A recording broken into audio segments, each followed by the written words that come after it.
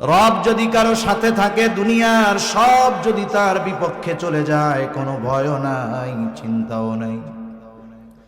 রাসূল আকরাম সাল্লাল্লাহু আলাইহি ওয়াসাল্লাম হিজরতের সফর শুরু করলেন মদিনা উত্তর দিকে, কিন্তু নবীজি সফর শুরু করলেন দক্ষিণ দিকে কৌশলগত কারণে।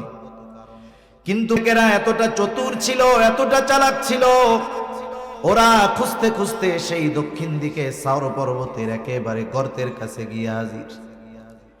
আবু বকর সিদ্দিক রাদিয়াল্লাহু তাআলা আনহু বলেন, ওরা আমাদের এত কাছে চলে আসছে, আমি সকলের গলার আওয়াজ শুনতেছি, সবাইকে চিনতেছি। তারা আমাদের খুঁজতেছে, আমাদেরকে পাওয়ার জন্য, দেখার জন্য তাদের বেশি দূরে যাওয়ার কোনো দরকার ছিল না। তারা যদি শুধু তাদের নিজেদের পায়ের দিকে তাকাইতো, আমাকে আর রাসূলুল্লাহ সাল্লাল্লাহু আলাইহি ওয়াসাল্লামকে দেখতে পাইতো। আবু বকর সিদ্দিক রাদিয়াল্লাহু তাআলা আনহু ওই অবস্থায় এতটা ভীত চিন্তিত ছিলেন, ওনার চেহারার মধ্যে ভয়ের ছাপ, চিন্তার ছাপ রাসূলুল্লাহ সাল্লাল্লাহু আলাইহি ওয়াসাল্লাম দেখতে পারলেন। আবু বকর তো খাঁটি আশিকে রাসূল। আবু বকরকে যদি 100 জীবন দেওয়া হতো, 100 জীবন, আর যদি বলা হতো আবু বকর এই 100 জীবন তুমি 100 বার নবীর জন্য কোরবান করবা, কোনো দ্বিধা দ্বন্দ্ব ছাড়া আবু বকর তার এই 100 জীবন নবীর জন্য কোরবান করে দিত। আবু বকর রাদিয়াল্লাহু তাআলা আনহুর চেহারায় চিন্তার ছাপ। রাসূল আকরাম সাল্লাল্লাহু আলাইহি ওয়াসাল্লাম আবু বকর সিদ্দিক রাদিয়াল্লাহু তাআলা আনহুকে সান্ত্বনা দিচ্ছেন, অভয় দিচ্ছেন, অভয়। ওই গর্তের মধ্যে তো দুইজন, দুনিয়ার আর কেউ নাই। কিন্তু ওই দুইজনের মধ্যে যখন কথোপকথন হলো, আলোচনা হলো, দুনিয়ার কোনো মানুষ তাদের দুইজনের কথা শুনে নাই, কিন্তু ওই দুইজনের সকল কথাবার্তা যিনি শুনেছেন তিনি কে? আবু বকর সিদ্দিক রাদিয়াল্লাহু তাআলা আনহুকে আল্লাহ তাআলা কি বলেছেন, আল্লাহ তাআলা সেটা জানায়া দেন। আল্লাহ রাব্বুল আলামিন বলেন, ইযহুমা ফিল গারি ইয ইয়াকুলু লিসাহিবিহি লা তাহজান ইন্নাল্লাহা মা'ানা। নবীজি বলতেছে, ও আবু বকর তুমি চিন্তা করো না, ভীত হয়ো না। এই গর্তের মধ্যে শুধু তুমি আর আমি দুইজন, এমন নয়। ইন্নাল্লাহা মা'ানা, আমাদের এই দুইজনের সাথে যিনি আছেন তিনি কে? সুতরাং যার সাথে আল্লাহ তাআলা আছে তাদের কোনো ভয় নাই। মূসা আলাইহিস সালাম বলতেছেন, ইন্না মা'ইয়া রাব্বী, ফেরাউন যত শক্তিশালী হোক না কেন, আমার সাথে রব আছে, চিন্তার কোনো কারণ নাই। সায়াহদিন, অচিরেই তিনি আমাকে পথ দেখায়া দিবেন। আল্লাহ তাআলাও পথ দেখায়া দিলেন। আল্লাহ তাআলা বলেন, ফাআওহাইনা ইলা মূসা আন ইদরিব বিআসাকাল বাহর ফানফালাকা ফাকানা কুল্লু ফিরকিন কাত-তাউদিল আযীম। আল্লাহ রাব্বুল আলামিন বলেন, আমি মূসা আলাইহিস সালামের কাছে প্রত্যাদেশ প্রেরণ করলাম, ওহী পাঠাইলাম। আনিদরিব বিআসাকাল বাহর, আপনি আপনার লাঠিটা দিয়ে সাগরের উপরে আঘাত করেন। মূসা আলাইহিস সালাম জিজ্ঞাসা করলেন না, আল্লাহ কেন মারবো লাঠি দিয়া বাড়ি? আল্লাহ তাআলা আদেশ করেছেন, সাথে সাথে মূসা আলাইহিস সালাম সাগরের মধ্যে লাঠি দিয়া বাড়ি মারলেন। কি হলো? ফানফালাকা, বাড়ি মারার সাথে সাথে সাগর দ্বিখণ্ডিত হয়ে গেল। ফাকানা কুল্লু ফিরকিন কাত-তাউদিল আযীম, দুই ভাগ দুই দিকে সরে গিয়ে পাহাড় সাদৃশ্য উঁচু দেয়ালের মতো হয়ে গেল। সমুদ্রের তলদেশ দিয়ে রাস্তা, 12 গোত্রের জন্য 12টা রাস্তা। আল্লাহ তাআলার নির্দেশ, মুহূর্তের ভিতরে শুকনা ঠনঠনা হয়ে গেছে রাস্তা, রাস্তা পার হওয়া শুরু করে দিছে।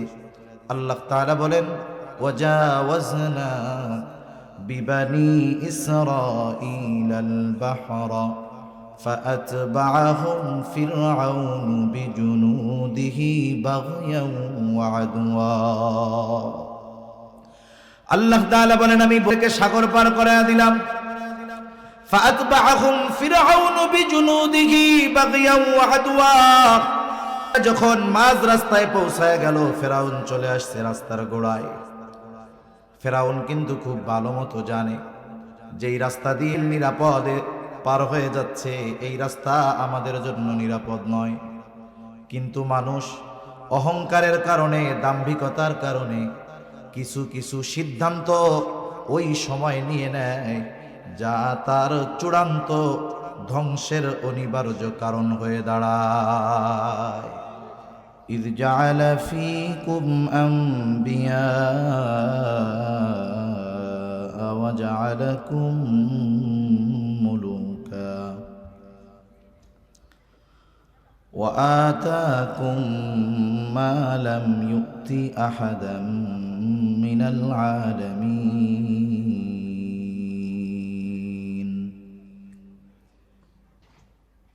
يا قوم ادخلوا الأرض المقدسة التي كتب الله لكم ولا ترتدوا على أدباركم فتنقلبوا خاسرين.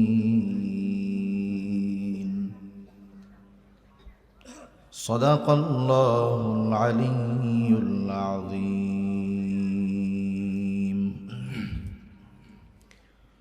اللهم صل على محمد وعلى آل محمد كما صليت على إبراهيم وعلى آل إبراهيم إنك حميد مجيد. اللهم بارك على محمد وعلى آل محمد كما باركت على إبراهيم وعلى آل إبراهيم إنك حميد مجيد. بلغ العلا بكماله كشف الدجى بجماله حسنت جميع خصاله صلوا عليه وآله. আল্লাহর মহব্বতে আমরা একটু জবান খুলে জিকির করি লা ইলাহা ইল্লাল্লাহ লা ইলাহা ইল্লাল্লাহ লা ইলাহা ইল্লাল্লাহ লা ইলাহা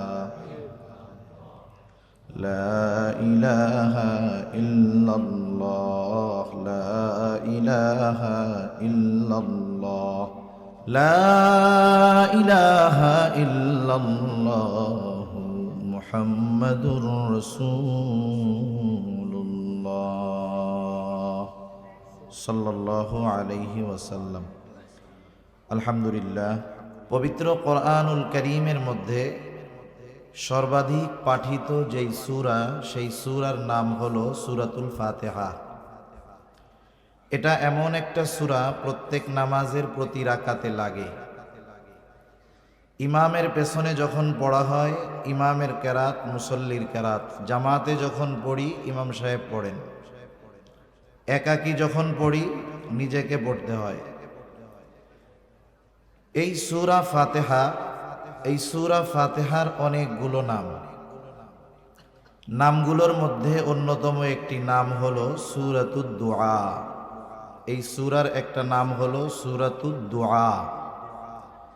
কেন সূরাতুদ দুআ নাম? কারণ এই সূরার মধ্যে আল্লাহ তাআলা আমাদেরকে এমন কিছু দোয়া শিক্ষা দিয়েছেন, যেই দোয়াটা হলো আসমানের নিচে জমিনের উপরে সর্ব উত্তম দোয়া। এই সর্ব উত্তম দোয়াটা আছে সূরা ফাতিহার মধ্যে, এবং এই সূরা ফাতিহা নামাজের মধ্যে অবশ্যই পাঠ করা লাগে। ইমাম পড়ুক আর একা যখন পড়ি তখন আমি পড়ি বা আপনি পড়েন, লাগেই লাগে। এখানে আল্লাহ তাআলা কি দোয়া শিক্ষা দিয়েছেন? আমরা মনে করি টাকা পয়সা ধন দৌলত এগুলোই মনে হয় শুধু আল্লাহ তাআলার কাছে চাইতে হয়। আমরা আল্লাহ তাআলার কাছে এই সূরার মধ্যে দোয়া করি, বলি ইহদিনাস সিরাতাল মুস্তাকিম সিরাতাল্লাযীনা আন'আমতা আলাইহিম গায়রিল মাগদুবি আলাইহিম ওয়ালাদ-দাল্লিন। আমরা আল্লাহ তাআলার কাছে তার অনুগ্রহ প্রাপ্তরা যেই পথের পথিক ছিল সেই পথে চলার জন্য সাহায্য চাই, আর বেঁচে থাকতে চাই, বেঁচে চলতে চাই, বেঁচে থাকতে চাই ওই পথ থেকে পথভ্রষ্ট এবং আল্লাহ তাআলার পক্ষ থেকে অভিশপ্ত যারা, তাদের পথ থেকে। একটা সাধারণ মানুষও যদি একটু চিন্তা করে তাহলে এই দুইটা দোয়ার সারমর্ম গভীরতা উপলব্ধি করতে পারবে। সিরাতে মুস্তাকিমে অটল অবিচল থাকার জন্য আল্লাহ তাআলার কাছে সাহায্য চাই, বেঁচে থাকার জন্য আল্লাহ তাআলার কাছে সাহায্য চাই। এই পথ থেকে বেঁচে থাকা কত জরুরি আর সিরাতে মুস্তাকিমের উপরে অটল থাকা কতটা জরুরি, এটা এই বিষয়ের মাধ্যমেই বোঝা যায় যে এই দোয়াটা আল্লাহ তাআলা সর্বশ্রেষ্ঠ ইবাদতের মধ্যে করা মোটামুটি আবশ্যক করে দিয়েছেন। যাদের পথ থেকে আমরা বাঁচতে চাই আল্লাহ তাআলার কাছে, তাদের ব্যাপারেও স্বচ্ছ ধারণা আমাদের থাকার দরকার। বাস্তবতা হলো গোটা দুনিয়া বিশ্বের ষড়যন্ত্রে এতটা আবৃত হয়ে গেছে যে তাদের ষড়যন্ত্র চক্রান্ত থেকে বাঁচা এবং ষড়যন্ত্র চক্রান্ত থেকে নিজেকে বাঁচিয়ে রাখা এটা অনেক কঠিন। আমি আপনি যদি এদের স্বরূপ সম্পর্কে না জানি, আসলে এদের ক্যারেক্টার কেমন যদি না জানি, তাহলে এদের প্রতি আমার আপনার স্বচ্ছ ধারণা আসবে না। আফসোসের ব্যাপার, আল্লাহ তাআলা তো নিষেধ করেছিলেন, ইয়া আইয়ুহাল্লাযীনা আমানু লা তাত্তাখিযুল আউলিয়া বা'দুহুম আউলিয়াউ বা'দ।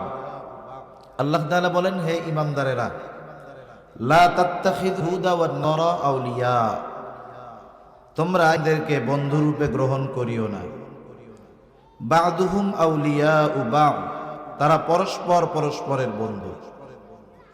আপনারা যারা মোটামুটি ঐশী ধর্মগুলো সম্পর্কে মোটামুটি জানা আছে, মানে আসমানি ধর্ম সম্পর্কে, তারা এই বিষয়টা কম বেশি জেনে থাকবেন যে এর সাথে ধর্মীয় দৃষ্টিকোণ থেকে সম্পর্কটা হলো দা কুমড়ার মতো।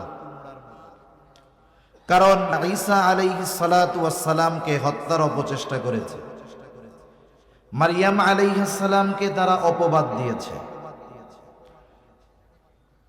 অথচ এরপরেও দেখেন মুসলমানদের ব্যাপারে এদের বন্ধুত্ব কেমন। সম্মানিত উপস্থিতি, আমি যে আয়াতগুলো আপনাদের খেদমতে তিলাওয়াত করেছি, আয়াতগুলো বুঝতে হলে শুরুতে কয়েকটা কথা একটু খেয়াল দিয়ে শুনলে বাকি কথাগুলো আমাদের জন্য বোঝা সহজ হবে ইনশাআল্লাহ। মুসলিম মিল্লাতের পিতা হলেন ইব্রাহিম আলাইহিস সালাতু ওয়াস সালাম। ইব্রাহিম আলাইহিস সালাতু ওয়াস সালামের জন্মস্থান হলো বেলে। ইব্রাহিম আলাইহিস সালাম হিজরত করেছেন। লম্বা ইতিহাসের শুধু মূল কথাগুলো আমি আপনাদের খেদমতে বলবো। ইব্রাহিম আলাইহিস সালাতু ওয়াস সালামের স্ত্রী সারা, দীর্ঘদিন আল্লাহ তাআলা ওনাকে সন্তান দেন না। ইব্রাহিম আলাইহিস সালাম সন্তানের জন্য দোয়া করতেছে, রব্বি হাবলি মিনাস সলিহিন, রব আপনি আমাকে একটা নেককার সন্তান দেন। মুফাসসিরিনে কেরাম বলেন, ইব্রাহিম আলাইহিস সালাতু ওয়াস সালাম আল্লাহ তাআলার কাছে ছেলে সন্তান চেয়েছেন। এর দ্বারা বোঝা যায় যে আল্লাহ তাআলার কাছে ছেলে চাওয়া এটা ইব্রাহিম আলাইহিস সালামের একটা আমল। তবে এই আমল আমরা করলাম, আল্লাহর কাছে চাইলাম ছেলে, আল্লাহ দিলেন মেয়ে, রাগ হওয়া যাবে? কারণ আমি চাইছি ছেলে, আল্লাহ দিছেন মেয়ে, কারণ আল্লাহ তাআলা যেটা চান উনি সেটাই দেন। ইয়াহাবু লিমান ইয়াশাউ ইনাসা ওয়া ইয়াহাবু লিমান ইয়াশাউ যুকুর আও ইউযাওয়িজুহুম যুকরানা ওয়া ইনাসা ওয়া ইয়াজআলু মান ইয়াশাউ আকীমা। আল্লাহ তাআলা যাকে চান ছেলে দেন, যাকে চান মেয়ে দেন, যাকে চান উভয়টা দেন, যাকে চান কোনোটাই দেন না। ইব্রাহিম আলাইহিস সালাতু ওয়াস সালামের সন্তান হয় না। সারা জানতে পারলেন উনি বন্ধা। সারা আলাইহিস সালাম ওনার খাদেমা হাজেরা আলাইহিস সালামের সাথে ইব্রাহিম আলাইহিস সালামের বিবাহ দিয়ে দিলেন। ৮৬ বছর বয়সে আল্লাহ তাআলা ইব্রাহিম আলাইহিস সালামকে একটা সন্তান দিলেন। সেই সন্তানের নাম হলো হযরত ইসমাঈল আলাইহিস সালাম। আল্লাহ তাআলার নির্দেশে ইব্রাহিম আলাইহিস সালাম হাজেরা আলাইহিস সালাম ও ইসমাঈল আলাইহিস সালামকে নিয়ে রওনা হলেন। পথ চলা শুরু করলেন। সুদূর গন্তব্যের শেষ কোথায় ইব্রাহিম আলাইহিস সালাম নিজেও জানেন না। হাজেরা আলাইহিস সালাম বারবার জিজ্ঞাসা করেন, কোথায় নিয়ে যাচ্ছেন আমাদের?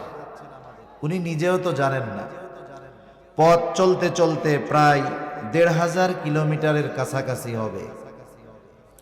বর্তমান যেখানে বাইতুল্লাহ, ওই জায়গায় ইব্রাহিম আলাইহিস সালাম পৌঁছাইলেন ওনাদের নিয়ে। আর আল্লাহ তাআলা জানিয়ে দিলেন এটাই হলো আপনার গন্তব্য। ওই সময় বাইতুল্লাহর ওই জায়গাটা শুধু বালুর ডিবির মতো একটু উঁচু ছিল। নূহ আলাইহিস সালামের মহাপ্লাবনের পরে ওইটার আর সংস্কার করা হয় নাই। যখন ইব্রাহিম আলাইহিস সালাম কিছু খেজুর আর পানি দিয়ে উনি চলে আসবেন, হাজেরা আলাইহিস সালাম জিজ্ঞাসা করতেছে, এই নির্জন মরুভূমির মধ্যে আমাকে আর এই শিশু বাচ্চাকে রেখে যাচ্ছেন? এটা কি আপনার সিদ্ধান্ত না আল্লাহ তাআলার সিদ্ধান্ত? ইব্রাহিম আলাইহিস সালাম জবাব দিলেন, এটা আল্লাহ তাআলার সিদ্ধান্ত। হাজেরা আলাইহিস সালাম তখন বললেন, এটা যদি আল্লাহ তাআলারই সিদ্ধান্ত হয় তাহলে আল্লাহই আমার আর আমার এই সন্তানের জন্য যথেষ্ট। যেহেতু খাবার পানি কম শেষ হয়ে গেছে, মা যদি খানা না পায়, খাবার না খায়, বাচ্চাও দুধ পাবে না। ইসমাঈল আলাইহিস সালাতু ওয়াস সালাম দুধের কষ্টে কান্না করতেছেন। শিশু বাচ্চা দুধের যন্ত্রণায় কাঁদে। এই কষ্ট পুরুষকে ওয়াজ করে বোঝানো যাবে না। এই কষ্টটা একজন মা অনুধাবন করতে পারে। পানির সন্ধানে হাজেরা আলাইহিস সালাম সাফা মারওয়ায় ৭ বার দৌড় দিছেন। ইতিমধ্যে আল্লাহ সুবহানাহু ওয়া তাআলা জিবরাইল আলাইহিস সালামকে পাঠায়া দিলেন। শিশু ইসমাঈল আলাইহিস সালামের পায়ের আঘাতে জমজম কূপ সৃষ্টি হলো। উনি আইসা দেখেন আল্লাহ তাআলার কুদরতি কূপ, পানি উতলিয়ে পড়তেছে, চতুর্দিকে উনি ঘিরে দিলেন। ওই পথে বহুত বণিকেরা যাতায়াত করে, কিন্তু ওখানে তো পানির কোনো অস্তিত্ব নাই। একদল বণিক দেখতে পাইল আকাশের উপরে পাখি চক্কর খাচ্ছে, ঘুরতেছে, তার মানে নিচে পানি আছে। কয়েকজনকে পাঠালো, ওরা এসে বলল, হ্যাঁ এখানে পানির ব্যবস্থা আছে, একটা পানির ফোয়ারা আছে, কূপ আছে, আর ওইটার মালিক হলো একজন মহিলা আর একটা ছোট বাচ্চা। আরবের তৎকালীন সময়ের নিয়ম ছিল, যেখানে বিশুদ্ধ সুপেয় পানির ব্যবস্থা হতো ওইখানেই মানুষ জনবসতি গড়ে তুলত। তারাও ওইখানে জনবসতি গড়ে তুলল এই শর্তে যে এই কূপের কর্তৃত্ব, এই পানির কর্তৃত্ব হাজেরা আলাইহিস সালাম ও ইসমাঈল আলাইহিস সালাম ওনাদের তত্ত্বাবধানেই থাকবে। এরপরে তো লম্বা ইতিহাস। ইসমাঈল আলাইহিস সালাম ওইখানেই বিবাহ করলেন, ওখানেই ওনার বংশ বিস্তার হলো। ওনার পরে আর কোন নবী ওনার বংশে আসে নাই। একেবারে শেষ নবী মুহাম্মাদুর রাসূলুল্লাহ সাল্লাল্লাহু আলাইহি ওয়াসাল্লাম। এদিক দিয়ে আল্লাহ তাআলা ইব্রাহিম আলাইহিস সালামকে পরবর্তীতে আরেকটা সন্তান দিয়েছেন। ওই সন্তানের নাম হলো ইসহাক আলাইহিস সালাম। ইসহাক আলাইহিস সালামের ছেলের নাম হলো ইয়াকুব আলাইহিস সালাম। ইয়াকুব আলাইহিস সালামের 12 সন্তান। 12 সন্তানের এক সন্তানের নাম হলো হযরত ইউসুফ আলাইহিস সালাম। ইয়াকুব আলাইহিস সালামের 12 সন্তানের বড় সন্তান অথবা চতুর্থ সন্তান, তার নাম ছিল ইহুদা অথবা ইহুজা। আর এই ধর্ম হিসাবে গোটা দুনিয়ায় প্রসিদ্ধি লাভ করেছে হযরত মূসা আলাইহিস সালাতু ওয়াস সালামের মাধ্যমে। ইউসুফ আলাইহিস সালামের ইতিহাস আপনাদের জানা আছে। এক সময় আল্লাহ তাআলা ওনাকে কুয়ার থেকে উদ্ধার করায়া জেলখানায় পাঠায়া এক সময় সুপ্রিম পাওয়ারের অধিকারী আল্লাহ তাআলা ইউসুফ আলাইহিস সালামকে বানায়া দিয়েছে। ওই সময়টাতে উনি পরিচালনার দায়িত্বে ছিলেন, যেই সময় আরবের আশেপাশে সব দেশে দুর্ভিক্ষ চলতেছে।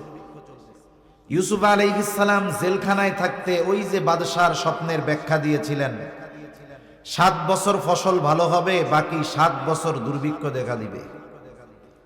এই ব্যাখ্যার উপরে আমল করে বাদশাহ যেই 7 বছর ফসল ভালো হয়েছে, যথেষ্ট পরিমাণ ফসল খাদ্যশস্য তিনি গুদামজাত করেছেন, যাতে দুর্ভিক্ষের সময় ওনাকে কষ্ট পড়তে না হয়। কিন্তু এত পরিমাণ শস্য উনি ভান্ডারে জমা করছেন, মানুষের চাহিদা পূরণ করার পরেও আশেপাশের মানুষকে উনি খাদ্যশস্য দিতে পারতেন। ইউসুফ আলাইহিস সালামের হাতে এই জিম্মাদারি। ইউসুফ আলাইহিস সালাতু ওয়াস সালামের ভাইরা পাশের থান করে। ওই 10 ভাই আসছে ইউসুফ আলাইহিস সালামের কাছে, তখন তো চিনতে পারে নাই। সর্বশেষ সকলের মধ্যে পরিচয় হয়েছে। ইউসুফ আলাইহিস সালাম পিতা ইয়াকুব আলাইহিস সালামকে বললেন, সবাইকে নিয়ে আপনি। এখন ইয়াকুব আলাইহিস সালাম তার সন্তান সন্ততি সকলকে নিয়ে হিজরত করে চলে আসলেন। তাহলে মোটামুটি এতটুকু আমাদের মনে রাখলে হবে যে এরপরে এরা এখানে আসছে, লম্বা সময় ভালো কাটছে এদের। একটা সময় এর উপরে কিপ্তি বংশের প্রভাব বাড়ছে, ফেরাউন ক্ষমতায় বসছে। ফেরাউন একটা উপাধি, ফেরাউন একটা উপাধি। এর শাসনকর্তা যেই হইতো তার উপাধি হইতো ফেরাউন, কিন্তু এ উপাধিতেই নাম হিসাবে প্রসিদ্ধি লাভ করছে। তা একটা সময় ফেরাউনের জুলুম অত্যাচারের মাত্রা খুব বাড়ছে। আল্লাহ তাআলা মূসা আলাইহিস সালামকে দুনিয়ায় পাঠাইলেন। যেই ফেরাউন শিশু বাচ্চাদের হত্যা করার অপচেষ্টা করেছে, হত্যাকাণ্ড চালিয়েছে, তার ঘরে মূসা আলাইহিস সালামকে বড় করেছেন। এক সময় আল্লাহ নবুয়াত দিয়েছেন, সাথে সাথে হারুন আলাইহিস সালাম সহ আল্লাহ তাআলা নির্দেশ দিয়েছেন, তোমরা ফেরাউনকে দাওয়াত দাও। বলেন তো হেদায়েতের মালিক কে? আর একটু জোরে বলেন না কে? আল্লাহ। আল্লাহ তাআলা যাকে চান তাকেই হেদায়েত দেন। তবে হেদায়েত নসিব কার কপালে আছে, হেদায়েত কার নসিব হবে, এটা দৃশ্যমান কিছু বিষয় দেখে অনুধাবন করা যায়। যেমন একজন মানুষ পাপাচারে লিপ্ত আছে, আপনি তাকে কোরআন হাদিস দিয়ে বোঝালেন যে এই কাজটা খুব পাপ মন্দ। দেখা গেল আপনি তাকে বলার পরে সে কমপক্ষে অনুতপ্ত হলো, ওই গোনা ছেড়ে দেওয়ার জন্য মোটামুটি ইচ্ছা পোষণ করলো। আশা করা যায় এই লোকটার নসিবে হেদায়েত আছে। কিন্তু এর ব্যতিক্রম এক ধরনের লোক আছে, তারা যখন পাপাচারে লিপ্ত হবে, আপনি যখন কোরআন সুন্নাহ দিয়ে বোঝাবেন, সে আপনার কথায় নমনীয় হওয়া তো দূরের কথা, বরং অহংকার করে তার পাপের মাত্রা আরো বাড়ায় দেয়। এমন লোক তো সমাজে আলহামদুলিল্লাহ নাই। ফেরাউনের অবস্থা ছিল এই দ্বিতীয় শ্রেণীর লোকের মতো। মূসা আলাইহিস সালাম তাকে দাওয়াত দিচ্ছে যে রবের উপরে ঈমান আনো, ও উল্টা বলে আমি তো বড় রব। সর্বশেষ পরিস্থিতি আল্লাহ তাআলা মূসা আলাইহিস সালামকে বললেন, পয়গম্বর আপনি চলে যান। আল্লাহ তাআলা চাইলেন এই জালেমের হাত থেকে এদের নিষ্কৃতি দিবেন, সাথে সাথে ওই যে তাদের আদি নিবাতৃত্ব আল্লাহ তাআলা এর হাতে তুলে দিবেন। মুফাসসিরিনে কেরাম লিখেন, ওই সময় গোটা দুনিয়ার মধ্যে উর্বর জমিন ছিল, সবচাইতে আধুনিক শহর ছিল।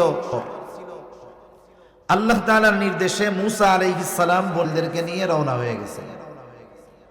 চলতে চলতে রাতের আধারে চলতে চলতে লোহিত সাগরের পাড়ে আসছে। ইতিমধ্যে ফেরাউনের কাছে খবর চলে গেছে, ফেরাউন মূসা আলাইহিস সালাম কিন্তু তার উম্মতদের নিয়ে মিশর ছেড়ে চলে যায়, শত্রু হাতছাড়া হয়ে গেল। 6 লক্ষ সশস্ত্র সৈন্য নিয়ে ফেরাউন ধাওয়া শুরু করলেন পিছনে। যখন রাতের আধার কেটে গেছে, দিনের আলো ফুটে উঠছে, মূসা আলাইহিস সালামের উম্মত দেখতেছে ওই যে পেছনে ফেরাউন তার বাহিনী নিয়ে আমাদের দিকে ধেয়ে আসতেছে। ফেরাউনও দেখতেছে যে ওই যে মূসা আলাইহিস সালাম তার উম্মতদেরকে নিয়ে সাগরের পাড়ে পার হওয়ার জন্য অপেক্ষমান। দুই দলের মনের অবস্থা কিন্তু দুই রকম। একদল চিন্তা করে আজকে আর বাঁচার উপায় নেই, আর একদল চিন্তা করে আজকে আর ছেড়ে দেওয়া হবে না, শেষ করে দেওয়া হবে। এমত অবস্থায় আল্লাহ সুবহানাহু ওয়া তাআলা ওই অবস্থার কথা কোরআনুল কারীমের মধ্যে বলেন। আল্লাহ তাআলা বলেন, ফালাম্মা তারাআল জামআনি ক্বালা আসহাবু মূসা ইন্না লামুদরাকুন। আল্লাহ রাব্বুল আলামিন বলেন, যখন এক দল অপর দলকে দেখতে পাইল, ক্বালা আসহাবু মূসা ইন্না লামুদরাকুন। মূসা আলাইহিস সালামের সাথীরা বলতেছে, মূসা আমরা ধরা পড়ে গিয়েছি। যদিও এখনো ধরা পড়ে নাই, তবে বাঁচারও তো কোনো উপায় নাই। একদিকে ফেরাউন তার সৈন্য সামন্ত নিয়ে ঘিরে ধরেছে, আর একদিকে সমুদ্র। হয়তো ফেরাউন তার সৈন্য সামন্তের অস্ত্রের আঘাতে মরতে হবে, অথবা লোহিত সাগরের মধ্যে পড়ে মরতে হবে। এই জন্য বিপদ যেহেতু মোটামুটি সুনিশ্চিত, এই জন্য মূসা আলাইহিস সালামের সাথীরা বলতেছে আমরা ধরা পড়ে গিয়েছি। মূসা আলাইহিস সালাতু ওয়াস সালাম তার উম্মতদের সান্ত্বনা দেওয়ার জন্য বক্তব্য দিলেন, কারণ প্রত্যেকটা নবী হলেন তার উম্মতের মূল নেতা। দুনিয়ায় যেই দলের হোক, আমাদের প্রকৃত নেতা হলেন মুহাম্মাদুর রাসূলুল্লাহ। দুনিয়াতে নেতার কাজ কি? নেতার কাজ হলো তার অনুসারীরা যখন ঝিমিয়ে পড়ে, ভীত সন্ত্রস্ত হয়ে পড়ে, নেতা তার বক্তব্যের মাধ্যমে ঝিমিয়ে পড়া কর্মীদের মাঝে, অনুসারীদের মাঝে প্রাণ ফিরিয়ে আনে। মূসা আলাইহিস সালাতু ওয়াস সালাম বক্তব্য দিলেন, তারা বলতেছে ইন্না লামুদরাকুন, আমরা ধরাই পড়ে গেছি, আর বাঁচার কোনো উপায় নাই। মূসা আলাইহিস সালাম জবাবে বলতেছেন, ক্বালা কাল্লা ইন্না মাইয়া রাব্বী সায়াহদিন। মূসা আলাইহিস সালামের সাথীরা বলে আমরা ধরা পড়ে গিয়েছি। মূসা আলাইহিস সালাম জবাবে প্রথমেই বলেন কাল্লা, কখনোই নয়। তার মানে ফেরাউন আমাদের এখনো ধরতে পারবে না, কোনোদিন আমাদেরকে আর সে ধরতে পারবে না। অভ্যাস ছিল শব্দে শব্দে প্রশ্ন করা জাতি তারা, কিন্তু মূসা আলাইহিস সালাম এই ছোট্ট বাক্যের মধ্যে এর অন্তরে আগত অনাগত সম্ভবত সব ধরনের প্রশ্নের জবাব তিনি জানায়া দিলেন। ওরা হয়তো প্রশ্ন করতে পারত, মূসা আপনি কি বলেন? শত্রু এত কাছে, পার হওয়ার জন্য কোনো ব্যবস্থা নাই, আর আপনি বলতেছেন কখনোই ধরা পড়ব না। তাদের সাথে যে যুদ্ধ নাই। মূসা আলাইহিস সালাম কেমন যেন জবাবে বলতেছে, শোনো, ফেরাউনের সাথে যত অস্ত্র থাক, যত লোকবল থাক, আমাদেরকে ধরতে পারবে না। কারণ হলো ইন্না মাইয়া রব্বি, আমার সাথে রব আছে। রব যদি কারো সাথে থাকে, দুনিয়ার সব যদি তার বিপক্ষে চলে যায়, কোনো ভয়ও নাই, চিন্তাও নাই।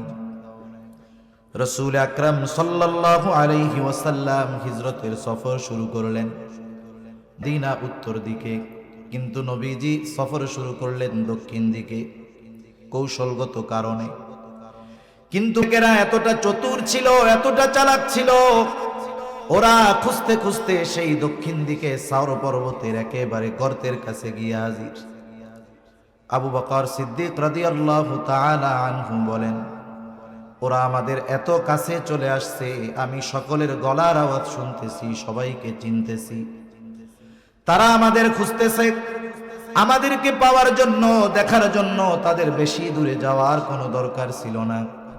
তারা যদি শুধু তাদের নিজেদের পায়ের দিকে তাকাইতো, আমাকে আর রাসূলুল্লাহ সাল্লাল্লাহু আলাইহি ওয়াসাল্লামকে দেখতে পাইতো।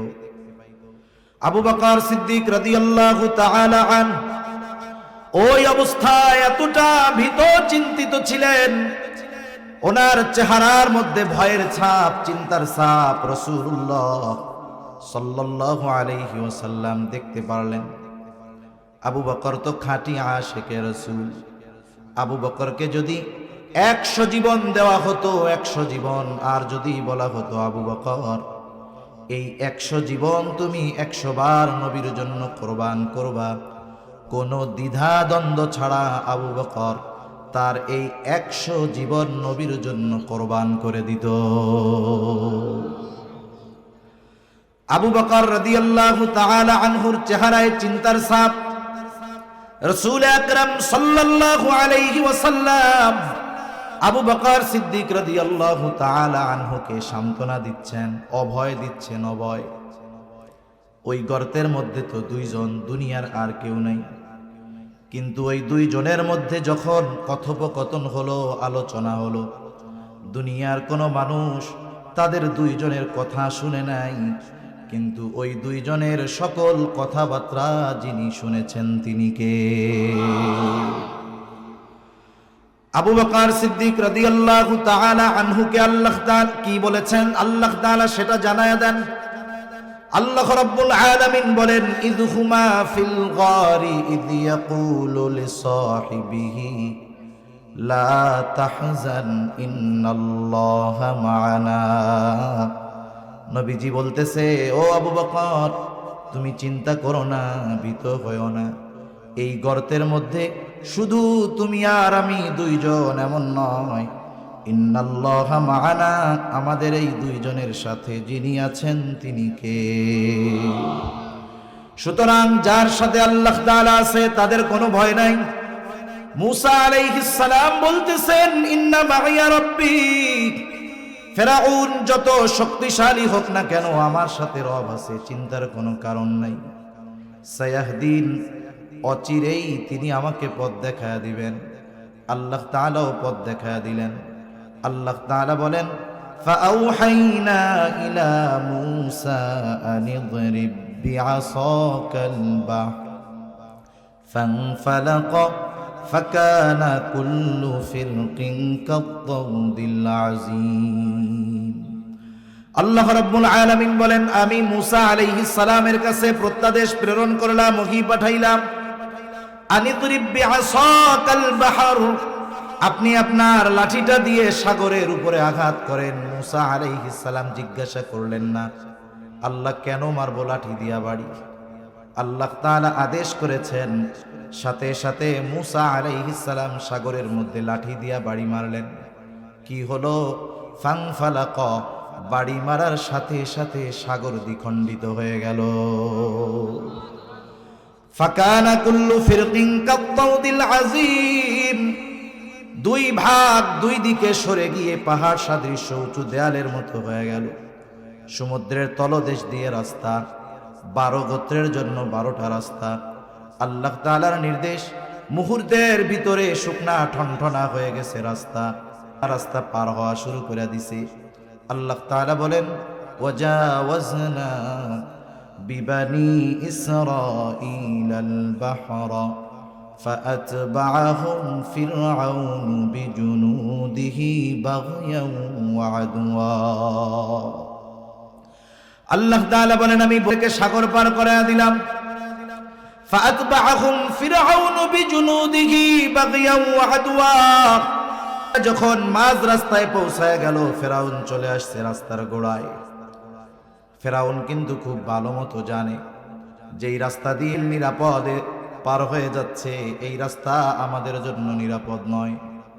কিন্তু মানুষ অহংকারের কারণে, দাম্ভিকতার কারণে কিছু কিছু সিদ্ধান্ত ওই সময় নিয়ে নেয় যা তার চূড়ান্ত ধ্বংসের অনিবার্য কারণ হয়ে দাঁড়ায়।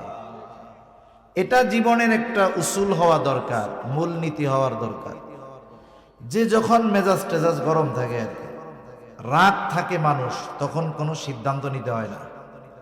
কারণ রাগ মাথার সিদ্ধান্ত এটা সারা জীবন পস্তানোর কারণ হতে পারে। এজন্য সিদ্ধান্ত নিতে হয় ঠান্ডা মাথায়। আল্লাহ রাব্বুল আলামিন বলেন, ফাআতবাআহুম ফিরআউন বিজুনুদিহি বাগয়ান ওয়া আদওয়া, শত্রুতাবশত ফেরাউন সীমা লঙ্ঘন করে তার সৈন্য সামন্ত সহ তাদের পেছনে ধাওয়া শুরু করলো, অনুসরণ করা শুরু করলো। মুসা আলাইহিস সালাম তার উম্মতদেরকে নিয়ে পৌঁছায় গেলেন সাগরের অপর প্রান্তে। এইবার রাস্তা যাদের জন্য বানানো হয়েছে তাদের ব্যবহার শেষ। আল্লাহ তাআলা পানিকে নির্দেশ দিলেন, তুমি আগের অবস্থায় ফিরে যাও। কারণ আল্লাহ তাআলা হলেন এমন মহাপরাক্রমশালী এক সত্তা, তিনি যেটা চান, যেটা ইচ্ছা করেন, শুধু বলেন হও, তৎক্ষণাৎ সেটা হয়ে যায়। এইবার পানি দুই দিক দিয়ে ফেরাউন আর তার বাহিনীর উপরে একত্রে পড়ল। সমুদ্রের তলদেশ থেকে উপরে আসার কোনো সুযোগ নাই। সবগুলা পানিতে পড়ে পানিতে হাবুডুবু খেয়ে শেষ। ফেরাউনকে এক টানে উপরে তুলে আনা হলো। ফেরাউন বুঝতে পেরেছে আজকে আর আমার রবগিরি চলবে না।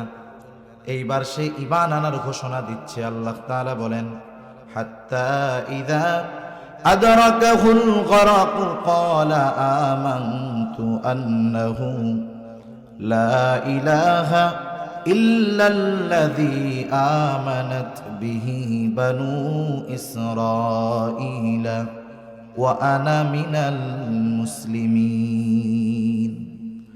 ফেরাউন ঘোষণা দিচ্ছে, আমি ঈমান আনলাম যে আল্লাহ ছাড়া ইলাহ নাই, যার উপরে ঈমান এনেছে আমিও তার উপরে ঈমান আনলাম। ফেরাউন ঈমান আনার ঘোষণা দিয়েছে, কিন্তু এরপরেও ফেরাউনের ঈমান আল্লাহ কবুল করেন নাই। কারণ কি? মুফাসসিরিনে কেরাম লিখেন, যখন কোন জাতির উপরে আল্লাহ তাআলার আযাব অথবা গজব চলে আসে, ওই গজব আসার পরে কেউ যদি ঈমান আনার ঘোষণা দেয়, ঈমান কবুল করা হয় না। হযরত ইউনূস আলাইহিস সালাতু ওয়াস সালামের সম্প্রদায় দীর্ঘদিন ব্যাপী ইউনূস আলাইহিস সালাম তাদেরকে দাওয়াত দেন, তাদের মধ্যে কোনো পরিবর্তন নাই।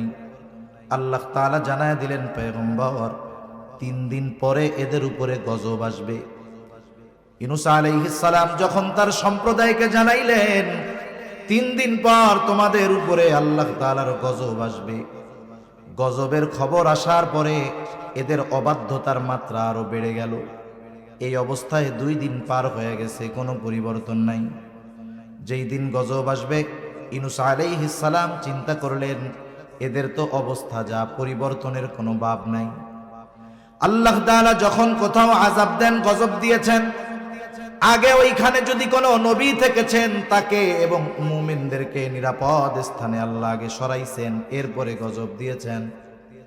সবকিছু বিবেচনা করে আল্লাহ তাআলার পক্ষ থেকে নির্দেশ আসার আগে ইউনূস আলাইহিস সালাম এলাকা ছেড়ে নিরাপদে রওনা হয়ে গেলেন। যেই দিন গজব আসবে ওই দিন সকালবেলা ইউনূস আলাইহিস সালামের সম্প্রদায় ইউনূস আলাইহিস সালামের বাড়িতে এসে দেখে ওনার বাড়িতে কেউ নাই। ওরা চিন্তা করে, আমরা এতটা কাল ইউনূস আলাইহিস সালামকে এত কষ্ট দিলাম, কখনোই তিনি আমাদের ছেড়ে যান নাই, তাহলে কোথায় গেল? কয়েকজনকে পাঠাইছে, যাও আশেপাশে একটু খুঁজে টুজে দেখে আসো। খুঁজে এসে তারা জানায় ইউনূস আলাইহিস সালামের কোথাও দেখা পাওয়া যায় নাই।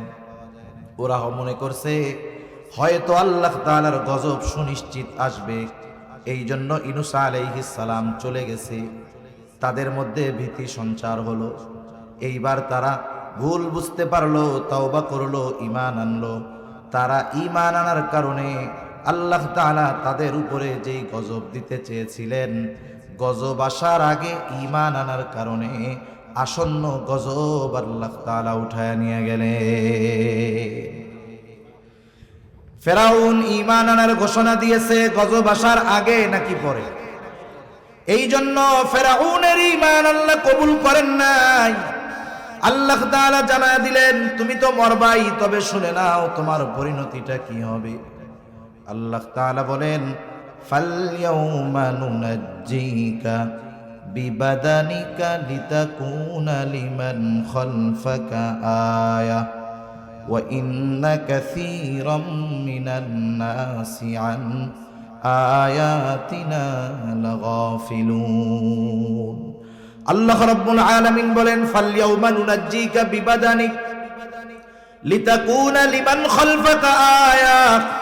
আমি আজকে তোমার দেহকে সংরক্ষণ করব কেন? লিতাকুনা লিমান খালফাকা আয়া, যেন তুমি তোমার পরবর্তীদের জন্য নিদর্শন হও, তারা যেন তোমাকে দেখে শিক্ষা গ্রহণ করে যে আল্লাহ তাআলা কত পাওয়ার তাকে দান করেছিলেন, তার চূড়ান্ত পরিণতিটা কেমন হয়েছে। আফসোস, ঘরে তার দেহ এখনো আছে। অনেকেই দেখতে যায়, এটা শুধু দর্শক হিসাবে যায়, কিন্তু দেখার পরে যদি ওই দৃশ্য দেখে শিক্ষা গ্রহণ যদি দুনিয়ার মানুষ করত, এই দুনিয়ার কোথাও আর জুলুম নির্যাতন থাকতো না। তা ফেরাউনের এই করুণ পরিণতি মুসা আলাইহিস সালাম এবং তার উম্মতেরা অপর পারে দাঁড়ায়া দেখছে। মুসা আলাইহিস সালাতু ওয়াস সালামকে আল্লাহ তাআলা জানায় দিলেন, পয়গম্বর মুসা, আমি তো তাদেরকে ওই দামি জমিনের কর্তৃত্ব ফিরায় দিতে চাই, কিন্তু মানুষের বাস্তব অবস্থা হলো কোনো দামি জিনিস যদি বিনা পরিশ্রমে পেয়ে যায়, ওই জিনিসের কদর তারা করে না। সুতরাং ওই জায়গার মালিকারা যদি তাদের পেতে হয়, শাসন করতো আমালিকা গোত্র, তারা খুব শক্তিশালী সুঠামদেহী ছিল। মুসা আলাইহিস সালাতু ওয়াস সালাম 12 গোত্র থেকে 12 জন প্রতিনিধি নির্বাচিত করে পাঠায় দিলেন, যাও অবস্থা একটু পর্যবেক্ষণ করে আসো। ওই 12 জন চলে গেলের দরজা দিয়ে যখন তারা ভেতরে ঢুকছে, আমালিকা গোত্রের একজন বুঝতে পারছে যে এই 12 জন আমাদের এলাকার কোনো লোক না, অপরিচিত লোক। স্বাভাবিক, আমাদের অঞ্চলে যদি আফ্রিকান কোনো লোক আসে, বলেন তো আমরা চিনতে পারবো কি পারবো না? আমালিকা গোত্রের এক একজন মানুষ এতটা শক্তিশালী ছিল, ওই একজন 12 জনকে বেঁধে বাদশার কাছে নিয়ে গেছে। বাদশার কাছে নিয়ে যাওয়ার পরে এদের কি করা যায় বাদশাহ পরামর্শ চাইলেন। বাদশাহ পরামর্শ চাইল, কয়েকজন পরামর্শ দিল বাদশাহ নামদার, এদেরকে আপনি ছেড়ে দেন। কেন ছেড়ে দিব? বলে এদেরকে যদি আপনি ছেড়ে দেন উপকার হবে। এরা যদি আমাদের এই দেশ আক্রমণ করার কোনো চিন্তা ভাবনা করে থাকে, ওরা তো আমাদের শক্তি সম্পর্কে অবগত হয়ে গেছে। ওরা গিয়ে যখন ওদের সম্প্রদায়ের কাছে আমাদের এই শক্তির ব্যাপারে বলবে, ওই সম্প্রদায় স্বপ্নেও আমাদের বিরুদ্ধে রাজি হবে না। এই পরামর্শটা বাদশার কাছে ভালো লাগছে। বাদশা ছেড়ে দিছে 12 জনকে। 12 জন মুসা আলাইহিস সালাতু ওয়াস সালামের কাছে এসে সব খবর জানাইল। বলতেছে, পয়গম্বর, এলাকা ভালো, শহর ভালো, জমিন উর্বর, সব ঠিক আছে, কিন্তু সমস্যা হলো একটা, ওরা এত শক্তিশালী যে একজন আমাদের 12 জনকে বেঁধে ফেলছে। মুসা আলাইহিস সালাম বললেন, শোনো, তোমরা 12 জন তোমাদের গোত্রের কাছে গিয়া যত ফজিলত আছে সব কথা বলবা, কিন্তু ওদের যে এত শক্তি এই কথাটা তাদেরকে বলবা না। 12 জনের মধ্যে 10 জনই তাদের গোত্রের কাছে গিয়া বলছে যে, শোনো, আমাদের নিয়ে যাওয়ার কথা বলা হচ্ছে, তাদের বিরুদ্ধে যে আমরা, তাদের একজনই আমাদের 12 জনকে বেঁধে ফেলছে। এত শক্তিশালী ওরা। যখন এই খবর শুনছে, সবাই দৃঢ় প্রতিজ্ঞাবদ্ধ, আমরা মরে যাব তবু ওদের সে করবো না। 2 জন ছাড়া বাকি 10 জন বলে দিচ্ছে। অথচ আল্লাহ তাআলা জানায় দিয়েছেন শুধু অংশগ্রহণ করবে। ওরা যত শক্তিশালী হোক না কেন, ওদের বিরুদ্ধে আল্লাহ তাআলা ওদেরকে সুনিশ্চিত বিজয় দান করবে। অবস্থা যখন এই মুসা আলাইহিস সালাতু ওয়াস সালাম তার সম্প্রদায়ের কাছে গেলেন, তাদেরকে বোঝানোর জন্য, বলার জন্য, কি বললেন গিয়া মুসা আলাইহিস সালাম? আল্লাহ তাআলা সেই কথাই বলেন, وَإِذْ قَالَ مُوسَى لِقَوْمِهِ يَا قَوْمِ اذْكُرُوا نِعْمَةَ اللَّهِ عَلَيْكُمْ إِذْ جَعَلَ فِيكُمْ أَنْبِيَاءَ وَجَعَلَكُمْ مُلُوكًا وَآتَاكُمْ مَا لَمْ يُؤْتِ أَحَدًا مِنَ الْعَالَمِينَ। মুসা আলাইহিস সালাতু ওয়াস সালাম গিয়ে তার সম্প্রদায়কে বলতেছে, ইয়া কওমি যকুরু নি'মাতাল্লাহি আলাইকুম, হে আমার সম্প্রদায়, তোমরা ওই সমস্ত নেয়ামতের কথা স্মরণ করো যেগুলো আল্লাহ তাআলা তোমাদের দিয়েছে। কি নেয়ামত দিয়েছে? এক নম্বরে তিনি বলেন ইয জাআলা ফীকুম আম্বিয়া, যে তোমাদের মধ্য থেকে তিনি অনেক নবী পাঠিয়েছে, অনেক নবী বানাইছেন তোমাদের মধ্য থেকে। একটা গোত্রে একটা বংশে যদি দুনিয়াবি শিক্ষিত অনেক মানুষ থাকে, ওই বংশ ওই গোত্র অন্যান্যদের সামনে তাদের গোত্রে বেশি শিক্ষিত মানুষ থাকার কারণে গর্ব করে কি করে না? কয়েকদিন আগে একটা জায়গায় দেখলাম, এক গ্রামে 7 জন বিসিএস ক্যাডার, এক গ্রামে 7 জন। এটা বাংলাদেশের একটা মেইন স্ট্রিম মিডিয়া খুব ফলাও করে প্রচার করতেছে, এক গ্রামে 7 জন।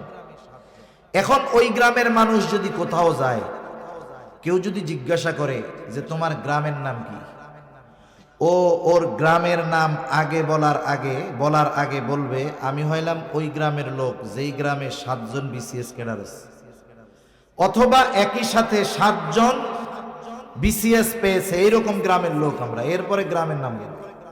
এখন দেখেন, দুনিয়াতে আমরাও গর্ববোধ করি। কারো বংশে যদি দুনিয়াবি লাইনের বড় কেউ থাকে, সে অন্যান্য বংশের সামনে নিজের বংশ নিয়ে গর্ব করে যে আমার বংশে এতজন উচ্চ শিক্ষিত মানুষ আছে। আর বলেন তো, যেই বংশের মধ্যে আল্লাহ তাআলা হাজার হাজার নবী পাঠিয়েছেন, এটা বড় নেয়ামত নয় কি? অবশ্য এটা পরলৌকিক বড় নেয়ামত। আল্লাহ রাব্বুল আলামিন ইসরাঈলদেরকে এই নেয়ামত দিয়েছেন যে তাদের বংশ থেকে অনেক নবী আসছে। কত নবী? নবীজি সাল্লাল্লাহু আলাইহি ওয়াসাল্লাম বলেন, কখনো নবী শূন্য হয় নাই।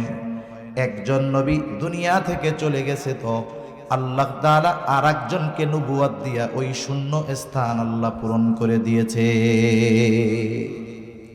একেবারে ঈসা আলাইহিস সালাম পর্যন্ত এইভাবে চলছে। 2 নম্বর নেয়ামত ওয়াজআলাকুম মুলুকা, আল্লাহ তাআলা তোমাদেরকে বাদশাহী দান করছে। বাদশাহ এক বংশের এক গোত্রের সবাই হয় না, কিন্তু যেই বংশ থেকে বাদশাহ হয় বাদশাহীটাকে ওই বংশের দিকে জুড়ায় দেওয়া হয়।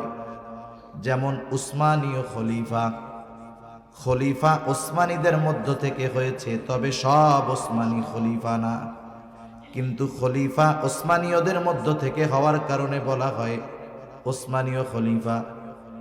আব্বাসীয়দের মধ্য থেকে খলিফা হয়েছে, সব আব্বাসী খলিফা হয় নাই, কিন্তু খলিফা আব্বাসী বংশের হওয়ার কারণে বলা হয় আব্বাসীয় খলিফা। এর দ্বারা সম্মান বাড়ে, বংশের সম্মান বাড়ে। এই জন্য মূসা আলাইহিস সালাম বলেন, আল্লাহ তাআলা তোমাদেরকে যে শুধু পরলৌকিক নিয়ামত দান করেছে তা নয়, আল্লাহ তাআলা তোমাদেরকে দুনিয়ার বাদশাহীও দান করেছে, সাথে সাথে ওয়া আতাকুম মা লাম ইউতি আহাদাম মিনাল আলামিন। আল্লাহ তাআলা তোমাদেরকে এমন কিছু নিয়ামত দিয়েছে যা দুনিয়ার আর কাউরে দেয় না। বনি কত নিয়ামত পেয়েছে আল্লাহর পক্ষ থেকে। পবিত্র কোরআনুল কারীমের সর্ববৃহৎ সূরা বাকারা, এই সূরার মধ্যে আল্লাহ তাআলাকে প্রদত্ত ধারাবাহিক প্রায় 40টা নিয়ামতের কথা বর্ণনা করেছেন। এছাড়াও যে কত নিয়ামত আল্লাহ তাআলা তাদেরকে দিয়েছে, মূসা আলাইহিস সালাতু ওয়াস সালাম এই নিয়ামতগুলোর কথা পুনরাবৃত্তি করার কারণ কি? কারণ হলো, আপনি যখন একজনকে কঠিন কোনো বিষয়ের জন্য আদেশ দিবেন, ওই ব্যক্তির প্রতি আপনার যদি অতীতের কোনো অনুগ্রহ থাকে, বড় বড় অনুগ্রহ, আদেশ দেওয়ার পূর্বে আপনি যদি ওই অনুগ্রহের কথাগুলো তাকে স্মরণ করায়া দেন, আশা করা যায় অতীতের ওই কথাগুলো মনে করে সে হয়তো বর্তমানের এই আদেশটা মেনে নেবে। ঠিক কিনা বলেন?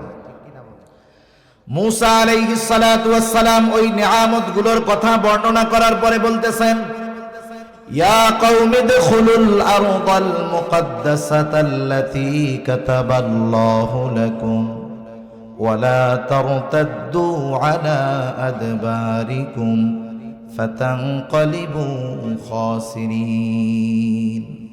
মূসা আলাইহিস সালাম বলতেছে, ও আমার সম্প্রদায়, ইয়া কওমি দুখুলুল আরদাল মুকাদ্দাস, তোমরা ওই পবিত্র জমিনের মধ্যে প্রবেশ করো, পবিত্র ভূমির মধ্যে প্রবেশ করো, আল্লাতী কাতাবাল্লাহু লাকুম, যেই জমিনের মালিকানা আল্লাহ তাআলা তোমাদের জন্য লিখে রাখছে। মূসা আলাইহিস সালাম নির্দেশ দিলেন, ঢুইকা পড়ো পবিত্র জমিনের মধ্যে, ওদের সাথে আল্লাহ তাআলা তোমাদের জয় সুনিশ্চিত করে দিয়েছেন, এই জমিনের কর্তৃত্ব মালিকানা তোমাদের জন্য লিখে দিয়েছে। তবে শর্ত হইল একটা, ওয়ালা তারতাদ্দু আলা আদবারিকুম ফাতানকালিবু খাসিরিন, তোমরা সামনের দিকে যাবা তো পিছু হটবা না, পিছু যদি হটো তাহলে ক্ষতিগ্রস্তদের অন্তর্ভুক্ত হয়ে যাইবা। মূসা আলাইহিস সালাতু ওয়াস সালাম এর সংবাদ দিয়ে তাদেরকে সামনে অগ্রসর হওয়ার নির্দেশ দিলেন। কিন্তু আফসোস ওই জাতির জন্য, আল্লাহ তাআলার পক্ষ থেকে জয়ের সুসংবাদ পাওয়ার পরেও তারা করতে রাজি হয় নাই, বরং তারা মূসা আলাইহিস সালামের এই কথার জবাবে বলতেছে, ক্বালু ইয়া মূসা ইন্না ফিহা কওমান জাব্বারিন, আল্লাহ তাআলা বলছে তুমি হবা, এই জমিনের মালিকানা আমি তোমাদের লেখা দিছি। এরপরে ওরা যত শক্তিশালী হোক আর সংখ্যায় যত বেশি হোক, চিন্তা করার কোনো কারণ আছে? কিন্তু দেখেন মূসা আলাইহিস সালাম আল্লাহর পক্ষ থেকে সুসংবাদ দেওয়ার পরেও ওই যে 10 জন আগে এসে বলেছে যে ওরা কিন্তু অনেক শক্তিশালী, এই কথাটাকে তারা মনে ধারণ করে অস্বীকৃতি জ্ঞাপন করতেছে। তারা বলতেছে, মূসা ইন্না ফিহা কওমান জাব্বারিন, ওইখানে এক শক্তিশালী কওম আছে, শক্তিশালী সম্প্রদায় আছে। ইন্না লান নাদখুলাহা হাত্তা ইয়াখরুজু মিনহা ফাইন ইয়াখরুজু মিনহা ফাইন্না দাখিলুন, ও মূসা আমরা ওইখানে কখনোই প্রবেশ করব না, আমরা প্রবেশ করব তখন ওরা যখন ওখান থেকে বাহির হবে তখন প্রবেশ করব। মূসা আলাইহিস সালাতু ওয়াস সালাম কষ্ট লাগবে, স্বাভাবিক বিষয়। এইবার ওই দুই ব্যক্তি যারা মূসা আলাইহিস সালামের কথা মান্য করে ওই আমালিকা গোত্রের কথা গোপন রেখেছিল, ওই দুইজন তারা এসে এদের সকলকে বুঝাইতেছে। তাফসীরের মধ্যে আসছে একজনের নাম হলো ইউশা ইবনে নুন, আর একজনের নাম হলো কালেব ইবনে ইউফানা। এই দুই আল্লাহর বান্দা যাদের উপরে আল্লাহ তাআলার বিশেষ অনুগ্রহ ছিল। আল্লাহ তাআলা বলেন, ক্বালা রাজুলানি মিনাল্লাযীনা ইয়াখাফুনা আন'আমাল্লাহু আলাইহিম আদখুলু আলাইহিমুল বাব ফাইযা দাখালতুমূহু ফাইন্নাকুম গালিবুন ওয়া আলাল্লাহি ফাতাওয়াক্কালু ইন কুনতুম মুমিনিন। ওই দুইজন তাদেরকে বুঝাইতেছে, তোমরা শুধু শহরের নিকট দরজা দিয়ে প্রবেশ করো, ফাইদা দাখালতুমূহু ফাইন্নাকুম গালিবুন, তোমরা শুধু দরজা দিয়ে ঢুকবা, তোমাদেরকে ওদের উপরে বিজয়ী করে দিবেন কে? আরো জোরে বলেন না কে? আরে তোমরা না মুমিন, তোমাদের ভয় কিসের? ওয়া আলাল্লাহি ফাতাওয়াক্কালু ইন কুনতুম মুমিনিন, তোমরা যদি মুমিন হও তাহলে আল্লাহর উপরে ভরসা করে শহরে প্রবেশ করো, তোমরাই জয়ী হইবা। মানুষের খাসলাত হইল কেমন? মনে করেন ছোট বাচ্চা, বাচ্চার মা বাচ্চাকে বারবার বলতেছে আব্বু খাও খাও খাও। বাচ্চাদের অভ্যাস হইল একে আপনি যত সাধবেন ও তত বাঁকা হবে। আপনি বারবার বলতেছেন, ও খায় না। এইবার বাচ্চার বাবা বলতেছে দেখি আমি একটু ট্রাই করি। এইবার বাচ্চার বাবাও বলতেছে আব্বু খাও খাও খাও। বাচ্চা মনে মনে কি বলে জানেন? আরে আমার মা আমারে বুঝাইয়া পারলো না, আব্বা আপনি বুঝাইয়া খাওয়াই ফেলবেন আমারে, এত সহজ। অবস্থা হলো আমাদের নবী বুঝাইয়া পারলো না, আর তোমরা দুইজন কোত্থেকে আসছো? তোমরা আমাদের বুঝাইবা, এটা তো অসম্ভব। এবারের জবাব আরো কঠোর। এবার বলতেছে ক্বালু ইয়া মূসা ইন্না লান নাদখুলাহা হাত্তা ইয়াখরুজু মিনহা ফাইন ইয়াখরুজু মিনহা ফাইন্না দাখিলুন। আগে তো বলছেই যে তারা যদি ওইখান থেকে বাহির না হয় আমরা ওইখানে প্রবেশ করব না। এইবার ওই দুই ব্যক্তি বলার পরে তারা বলতেছে, ক্বালু ইয়া মূসা ইন্না লান নাদখুলাহা আবাদাম মা দামু ফিহা ফাযহাব আনতা ওয়া রাব্বুকা ফাকাতিলা ইন্না হাহুনা কাঈদুন। তারা বলতেছে, মূসা আমরা ওইখানে কখনোই প্রবেশ করব না যতক্ষণ তারা ওইখানে আছে। আবাদাম মা দামু ফিহা, ওইখানে তারা যতক্ষণ আছে যা কিছু বলো না কেন প্রবেশ করব না। আমরা তো হতে পারবো না, যদি ওরা বাহির হয় তাইলে আমরা যাব, তবে যদি বাহির করতে হয় তাইলে শুইনা নাও। ফাযহাব আনতা ওয়া রাব্বুকা ফাকাতিলা, তুমি আর তোমার রব গিয়ে তাদের সাথে গো। ইন্না হাহুনা কাঈদুন, আমরা এইখানে বসলাম, আমরা যুদ্ধ করতে পারবো না। মূসা আলাইহিস সালাতু ওয়াস সালাম প্রচন্ড রকমের কষ্ট পেয়েছেন তাদের এই আচরণে।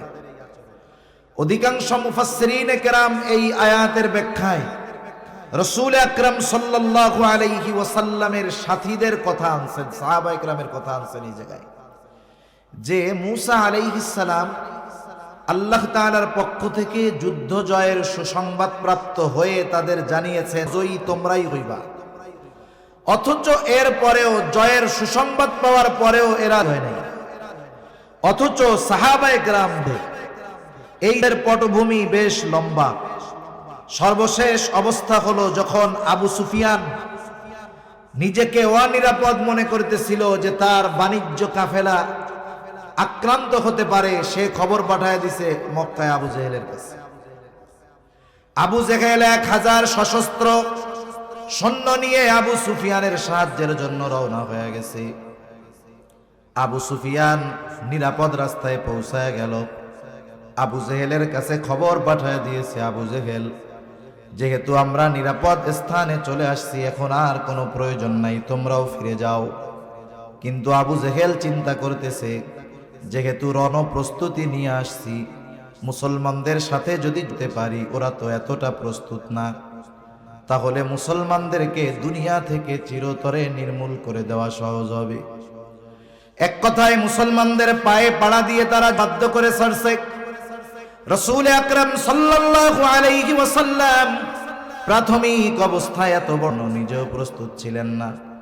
যেহেতু করতে দাঁড় করায় দেন, আর যদি নির্দেশ দেন সমুদ্রের মধ্যে ঝাঁপায় পড়ার জন্য, ইয়া রাসূলুল্লাহ এই নির্দেশ দেওয়ার পরে আপনি তাকায়া দেখবেন আপনার এই নির্দেশের পরে একজনও সমুদ্রের তীরে দাঁড়ায়া থাকবে না।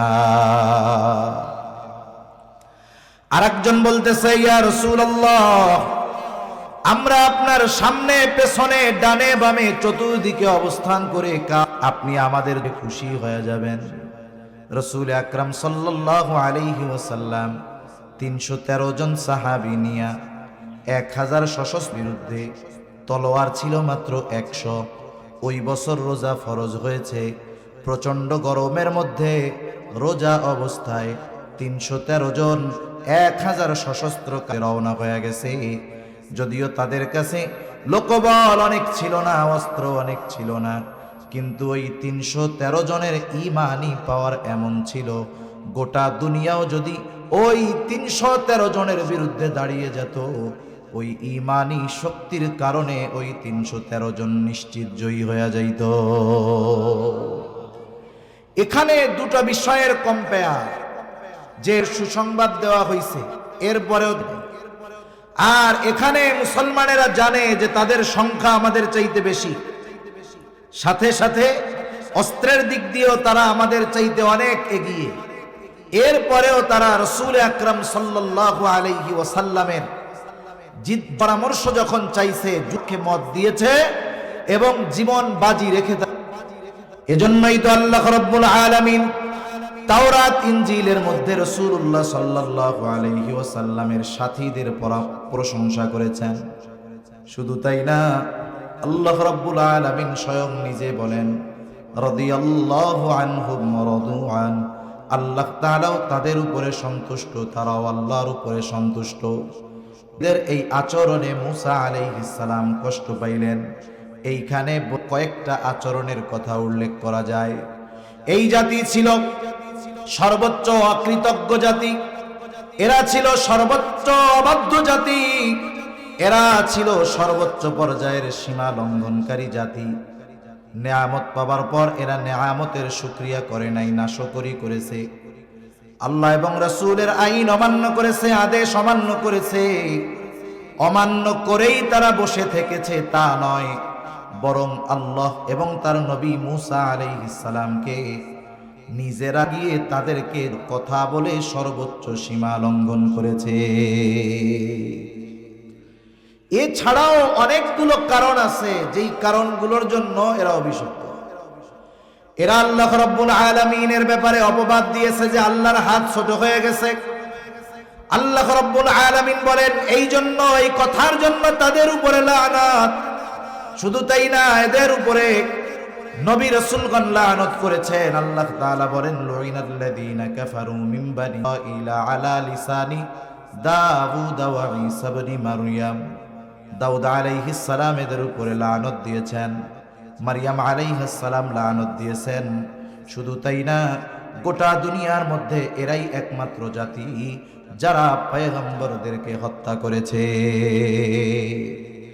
ইয়াহইয়া আলাইহিস সালামকে হত্যা করেছে, জাকারিয়া আলাইহিস সালামকে হত্যা করেছে, ঈসা আলাইহিস সালামকে হত্যার প্রচেষ্টা এরা করেছে।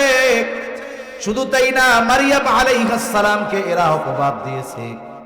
আমার আপনার নবী মুহাম্মাদুর রাসূলুল্লাহ সাল্লাল্লাহু আলাইহি ওয়াসাল্লামকে এরা 3 বার হত্যার অপচেষ্টা করেছে। এরা এমন এক জাতি, এদের উপরে তো আল্লাহ তাআলার লানাত। এবার আল্লাহ রব্বুল আলামিন মূসা আলাইহিস সালাম আল্লাহ তাআলার কাছে দোয়া করতেছে, কত কষ্ট। মূসা আলাইহিস সালাম বলতেছে ক্বালা রাব্বি ইন্নী লা আমলিকু ইল্লা নাফসি ওয়া আখি ফাফরুক বাইনানা ওয়া বাইনাল কওমিল ফাসিকিন। মূসা আলাইহিস সালাম বলেন, ও আমার রব, ইন্নী লা আমলিকু ইল্লা নাফসি ওয়া আখি, আমি আমার নিজের উপর আর আমার ভাইয়ের উপর, ওই দুইজনও এই সাথে শামিল, এরা ছাড়া আর কারো উপরে আমার নিয়ন্ত্রণ নাই। এরা আমার কথা মানে না, শোনে না। আয় আল্লাহ, ফাফরুক বাইনানা ওয়া বাইনাল কওমিল ফাসিকিন, আপনি এই পাপীদের থেকে আমাকে পৃথক করে দেন, আলাদা করে দেন। আল্লাহ রাব্বুল আলামিন মূসা আলাইহিস সালামকে সান্ত্বনা দিলেন। 1 নাম্বার জানাইলেন, আপনি এদের আচরণে কষ্ট পায়েন না। ফালা তাসা আলাল কওমিল ফাসিকিন, এই ফাসিকদের আচরণে আপনি কষ্ট পায়েন না। সাথে সাথে আল্লাহ তাআলা জানায় দিলেন, ক্বালা ফাইন্নাহা মুহাররামাতুন আলাইহিম 40 সানা ইয়াতিহুনা ফিল আরদ। আল্লাহ তাআলা বলেন এই জমিন তাদের জন্য 40 বছর নিষিদ্ধ করে দেওয়া হলো। তখন 30 প্রান্তরে অবস্থান করতেছিল। ওরা বলতেছে যে আমরা আর তোমার সাথে থাকবো না, আমরা চলে যাব। মুফাসসিরিনে কেরাম বলেন প্রতিদিন সকাল বেলায় তারা সকলে দলবদ্ধভাবে দিকে হাঁটা শুরু করত। পথ চলতে চলতে চলতে সকাল থেকে সন্ধ্যা পর্যন্ত পথ চলার পর তারা সন্ধ্যা নামতো যখন, তখন খেয়াল করে দেখতো সকালে যেখান থেকে হাঁটা শুরু করেছে সারাদিন হেঁটে আবার সেই জায়গায় এসে উপস্থিত। এভাবে 1-2 দিন না, আল্লাহ তাআলা তাদেরকে 40 বছর সারাদিন হাঁটাইছে। কত বছর? 40 বছর তারা সারাদিন হাঁটছে। এর মধ্যে মূসা হারুন আলাইহিস সালাম দুনিয়া থেকে চলে গেছে। আল্লাহ তাআলা ইউশা ইবনে নুনকে নবুয়তি দিয়েছেন। তার নেতৃত্বে এর পরবর্তী প্রজন্ম আমালিকা গোত্রের সাথে, এবং আল্লাহ তাআলা তাদেরকে বিজয় দান করেছে। পুনরায় এদেরকে আল্লাহ তাআলা কর্তৃত্ব প্রদান করেছে। এবার বসতি স্থাপন করেছে। আবার দীর্ঘকাল উত্থান পতন, লম্বা ইতিহাস, উত্থান পতন, একবার বাহির হইছে আবার ঢুকছে। এইভাবে চলতে চলতে সর্বশেষ খ্রিস্টীয় 1ম শতাব্দীতে চূড়ান্তভাবে তাদেরকে ওখান থেকে বের করে দেওয়া হয়েছে। 2000 বছর তারা ভিড়তে পারে নাই। 2000 বছর তারা গোটা দুনিয়ায় উদ্বাস্তুর মতো ঘুরে ঘুরে বেরিয়েছে। যেখানেই গিয়েছে, কোন জায়গায় গিয়ে তারা দীর্ঘকাল একসাথে অবস্থান করতে পারে নাই, কারণ এদের স্বভাব বড় খারাপ ছিল। কোন জায়গায় যাইতো, যেই এলাকায় শান্তি থাকতো ওই এলাকায় গিয়ে অশান্তি ছড়ায়া দিত। 2000 বছর তারা বিভিন্ন জায়গায় উদ্বাস্তুর মতো ঘুরছে। যদি আপনি আপনার অধীনস্থ সন্তানদেরকে এই শিক্ষা না দেন, হক বুঝার বাতিল বুঝার শিক্ষা যদি না দেন, তাহলে কিয়ামতের দিন এরা হয়তো আপনার বিরুদ্ধে আল্লাহর আদালতে অভিযোগ দায়ের করে বসবে। সেজন্য আল্লাহ সুবহানাহু ওয়া তাআলা আমাদের সবাইকে কথাগুলো বুঝবার এবং হৃদয় দিয়ে অনুধাবন করার তৌফিক আল্লাহ দান করুন। সকলে বলি আমিন। ওয়া আখিরু দাওয়ানা আনিল হামদুলিল্লাহি রাব্বিল আলামিন। আসসালামু আলাইকুম ওয়া রাহমাতুল্লাহি ওয়া বারাকাতুহু।